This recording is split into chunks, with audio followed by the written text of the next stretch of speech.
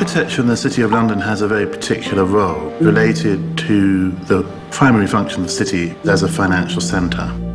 And it's had that role for the last 400, 500, 600 years.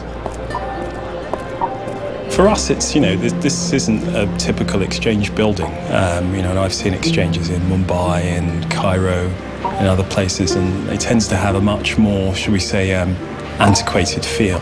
This place is very modern, it's very vibrant, and really reflects a 21st century business. You spend so much of your life at work, and it's nice to feel that you're in the middle of a beautiful place.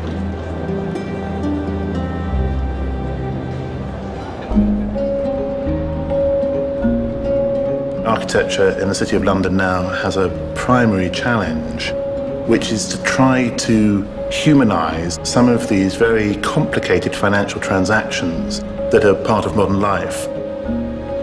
The plan for Paternoster Square was to create this new public space for the appreciation of St Paul's. The whole story of Paternoster Square is obviously dominated by the presence of St Paul's.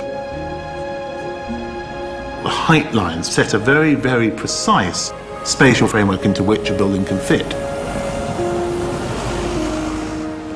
Paternoster Square is an extraordinary site. The problem was having to negotiate a master plan that was very clearly set, with an idea of very traditional urban thinking.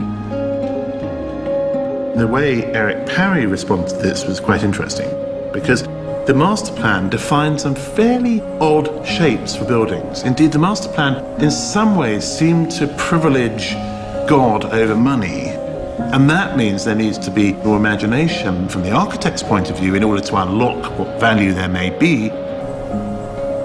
The master plan, which I think is a very intelligent one, did several things, one of which was to create a series of vistas that had been previously concealed to the cathedral, framed by the new buildings. Parry set up views and relationships to St Paul's that are elaborations and sophisticated responses. I wanted a strong shell within which the building could exist and a legibility. The monumentality necessary to frame the cathedral is somewhere between a warehouse structure and monumental stone. You can see St Paul's at the side, and then you come into the building, you almost forget that you're going to work. It feels like you're in a landmark more so than in an office complex. It's iconic being within the same building as the London Stock Exchange, and having St Paul's right next door, I think is inspirational, and clients love it.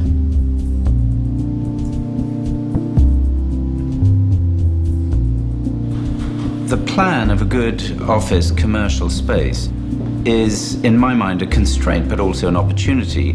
To get the optimum within a site for a plan is an art.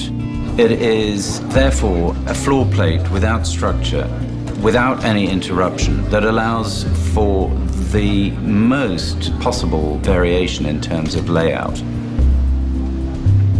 It feels like a proper working environment, places where you can exchange ideas, meet other people, and I think that's quite an important characteristic. Through the centre, there is two atria to either side of the central passage. And it's a very deep site as a whole, so that creation of light at the centre of the plan is very important. It's very bright and very open, and so you never feel as if you're sitting in a cubicle or you're in the dark. You can always see what's happening outside, even if it's the dreary London weather. It's very conducive to collaboration, and I find it very welcoming. You get a sense that something important is happening here. Lots of companies coming here, past the big screens showing the prices and the market updates and the news going around. You get a sense that you're at the heart of the news. The city's agenda is focused on this building.